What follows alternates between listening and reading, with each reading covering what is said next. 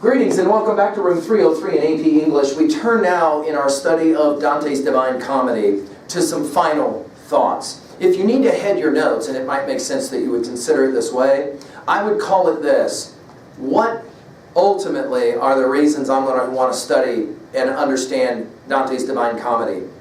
Now, let's make sure we understand some assumptions here.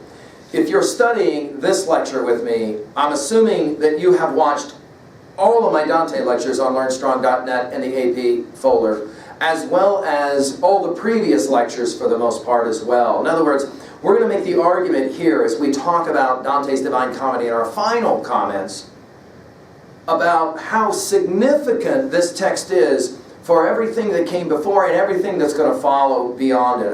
In some ways, this is a fulcrum text for us. It's an important one. Just to remind you, our learning theory here is this idea of connecting new to old. We'll make some comments about that even in this lecture. And of course, our 3 levels of reading we've been observing. Level 1, what does the text say? Level 2, what does the text mean? Level 3, how can I relate to it in some way? We'll try and comment on each one of those.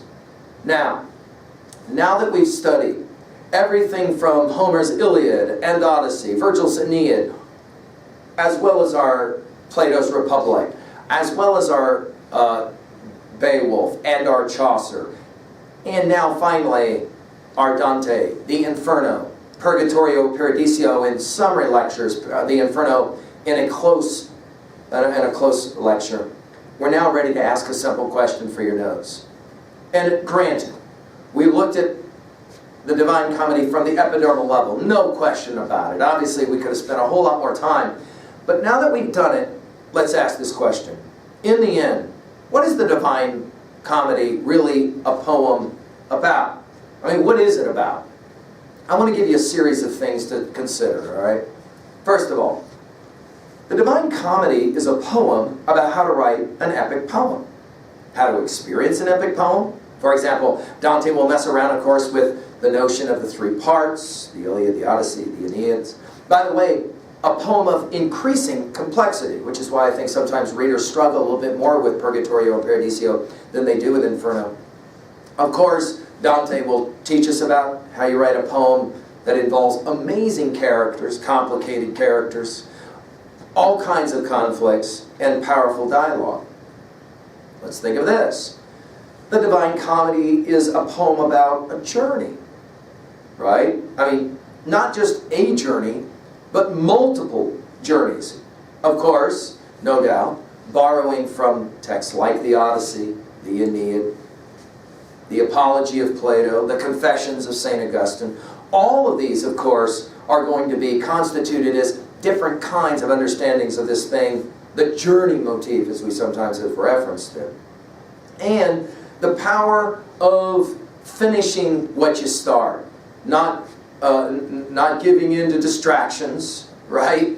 That is to say, Dante the writer and Dante the pilgrim, he had to finish this project, and of course he puts himself in the poem and he has to get through this project. Think about this. The Divine Comedy is a poem about epistemology, what it is that we can know, right?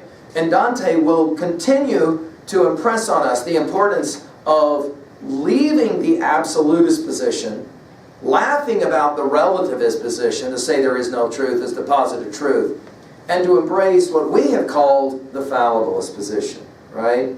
The fallibilist position both for Dante as well as for readers, and this has a lot to do with the way we interpret texts. I said in an earlier lecture that we read St. Augustine's Confessions to learn what it means to read a text. And I think no single text that we study together, with the possible exception of Milton's Paradise Lost, will teach us how to read a text and how to interpret. Remember, our fancy $5 word is hermeneutics. And we mess around a lot with different ways of interpreting this poem. Not only epistemologically does this poem speak to us, but as well, this is a poem about ontology. Think about this. Who are you? Dante says, well, you are, or you become, what you love. What an interesting idea, right? For Dante, part of this question is, how do I respond to exile? Do I have a good response to the fact that something terrible happened to me? What is it that I love? You'll remember that question was actually asked in purgatory, or in paradise, right, for Dante. And as well, of course, ontologically, we do become, in many ways, what we love. For readers, the question obviously is, why have so many people for so long loved this poem, the Divine Comedy? Why? What is it about that? Now, I will say that after students have only read Inferno and they don't know Purgatorio or Paradiso, they will sometimes struggle a little bit with why you would love a poem that's clearly got some serious issues in the Inferno. And of course, you have to finish the whole text to really feel that you understand this ontological perspective. How about this one? The Divine Comedy is a poem that helps us understand psychology. We think immediately of Plato's Republic and the notion of the tripartite view of the soul. Obviously, we have the chariot imagery in this poem that we mentioned already. The notion of Purgatorio and Paradise, all of them are going to suggest that all of our actions have motives, motivations behind them. Some of those are known, many of those are unknown, what Freud called unconscious. Think about this. Dante seems to suggest in the Divine Comedy that you're as free as you allow yourself to be. I mean, just write that idea down and think about it for a second. You want to talk about freedom? You're as free as you allow yourself to be. But he also makes this observation. Because of free will, and the importance of free will, you have to hold yourself accountable for your own actions. Because God's will, Dante argues, certainly will hold you accountable. How about this? Dante's Divine Comedy is a poem about sociology. We're always in community, Dante's going to argue. From the moment that you were produced, two people had to hook up and exchange fluids for you to even get here. We've said this many, many times. From that moment, everything about your life was communal. It's never been your life. And Dante makes this abundantly clear in his poem. It's always been our life. We're all in this together. We're all connected in some way. That is to say, leave the world a more awakened place than you found it. That certainly was the goal of Dante in writing the poem, right? We talk a lot sociologically about that movement from a moral position, sociologically, from egocentric, it's my life, I'll do whatever I want, to an ethnocentric moral position. No, you don't get to be a little Nazi, and the people around you aren't going to allow for that. To move, though, beyond your view of tribe, beyond your view of the club, and to find a third perspective, that world-centric moral position, is something Dante has to learn through his trip. Notice, at the end of the trip, he will begin to see representative models of how you can have Franciscans and Dominicans who are applauding each other, again with Bonaventure and St. Thomas at the end. Of course, think about the power, sociologically, of Plato's Republic 7 and the cave allegory as we've spoken about it earlier in earlier lectures. And the notion that people often will not really understand the pain that they cause and the ripple effects of the pain that they cause. Speaking of that, think of it. The Divine Comedy is a poem about sin. And, of course, what it means to sin. Dante will argue the only sin is to forget. Because Dante's going to argue in the Divine Comedy that in the end, you don't go to hell, you go through hell. I mean, think about that. Notice, Dante goes to hell, but then he's able to leave and move on to purgatory and then on to paradiso. And because the only sin is to forget, the power of pride. We'll think about our comments at the end of Beowulf 2 in the Hrothgar speech. Beware of pride. This idea of the importance of humility vis-a-vis the fallibilist position, right? What does that mean in regards to this notion of sin? I mean, Dante was very impressed with the fact that Jesus Christ on the cross will say about his killers, not send them to hell, but rather forgive them, for they know not what they do. In other words, they don't understand. And a whole lot of the understanding part will be subsumed in this understanding for Dante of what sin actually is. How about this? The Divine Comedy is a poem about enlightenment. Right? Understanding. The epiphanies that we mentioned, especially at the end of the poem in Paradiso, are so vital. We'll mention more about this when we study our Joyce later, and especially Portrait of the Artist as a Young Man and Ulysses, both of those incredible texts that speak to the Epiphany. Dante will move from total ignorance, remember the opening lines, lost in a dark wood in the middle way, in the middle point of my life, to some sense of truth and the experience of truth. He goes from intellectual experience to finally physical, sensual, and spiritual experience. How about this? The Divine Comedy is a poem about endurance. Do you remember from the very beginning? In our opening lecture, go back and look the introduction to Inferno, and we quoted the lines from Inferno 24. Dante the Pilgrim is so tired. He sits down and he says to Virgil, his guide, I can't do it. I can't go any further. Of course, any human has known that feeling. And yet, what is it that Virgil says to Dante? Up on your feet. This is no time to tire. The man who who lies asleep will never waken fame, and his desire will slip by him like ripples on a stream. There is a ladder, a longer ladder, a higher ladder still yet to climb. This notion of you got to get through something to get the thing you want. You got to work hard, and there is value in pain and value in suffering. This is, of course, the teaching of Republic 7. It's the teaching of St. Augustine's Confessions, and it's clearly the teaching of the Divine Comedy. Since we're talking about it, let's at least as well say that the Divine Comedy is, without question, a poem about theodicy. How come bad things happen to good people? Well, Dante will have an answer to that, and it will, of course, be rooted in his Christian theology. The question of why is there evil is an ancient, ancient question. And it will culminate, of course, with Milton's Paradise Lost. We'll get to that text in a while. But clearly Dante will give us an answer to the question of theodicy. Why is it that we have pain and suffering? And he will remind us, when bad things happen, stop asking, why did this happen to me? Change the preposition from to to for. Why did this happen for me? For Dante, that is central to understanding all of the pain, all of the suffering in the world.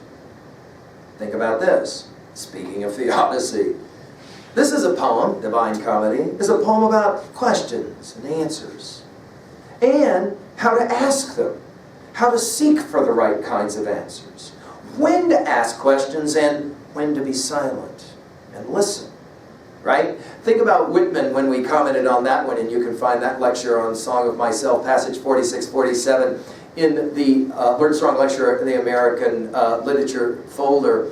Remember what he said? I hear you're asking me questions, I answer, I cannot answer. You must find out for yourself. This is, of course, Whitman's rendering of the Divine Comedy. Such an important poem for Whitman. Think about this. This is a poem about education. What's it mean to be a student? What's it mean to be a teacher? How to do both well, right? Think of it. Dante will rely on Virgil, and then he will lose Virgil and he'll rely on Beatrice, and then, of course, later Bernardo Clairo. We, as readers of the poem, become students, and then, of course, I'm reminded of this even as I speak these words, we become teachers of this poem. We hope, of course, through our lives. This is, of course, Divine Comedy, a poem about redemption, no doubt. We think about the phoenix myth. I mean, the phoenix is mentioned in the poem itself, that notion of you can be lost in the dark wood and then somehow find your way to the light of salvation, redemption. You can think of that in theological language. You can think of that, of course, in non-theological language, which is why this poem is so loved by non-religious and even non-Christian, non-religious readers. We mention this so many times we feel that we got to say this. This is clearly a poem about family. Why does family matter? I mean, we think about Cacciaguida in Paradise, his great-great-grandfather talking to him, telling him the future, and we think of Anchises saying the same thing to Aeneas in the Aeneid 6. That is to say, family. Sometimes family helps us. Sometimes family doesn't help us, right? But Dante will point out, you can't blame everything on your family. Your family is there to give you a start, or maybe not so good a start, but you got to find a way to transcend it. And that, of course, notion, that integral view of transcending and including. We're always moving on. We're taking a little bit from our past and we're moving on to our future. hypercritical. Well, of course, this is a poem about history, its values, and its dangers. Notice how many times the past is referenced as being somehow a better time, and the future is referenced as being a responsibility for Dante, and he does have that responsibility. Why? Well, this is a poem about art. I mean, I would be remiss if we didn't say that. The creator and the created, both in terms of human as well as non-human. The power of music, the power of sculpture in Purgatory, as we said, the power of storytelling, that notion that we are the stories we tell, the stories we retell. We're also the stories we accept and the stories we reject. There's a lot of story rejection happening as well in the Divine Comedy. Finally, think of it this. The Divine Comedy is a story about time, right?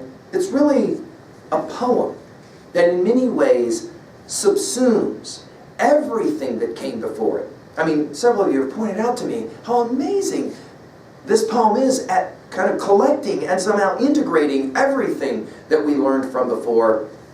And somehow this poem fosters or encourages everything to come. I mean, think about your dates, 1300, 200 years later, almost to the year in, of course, 1517.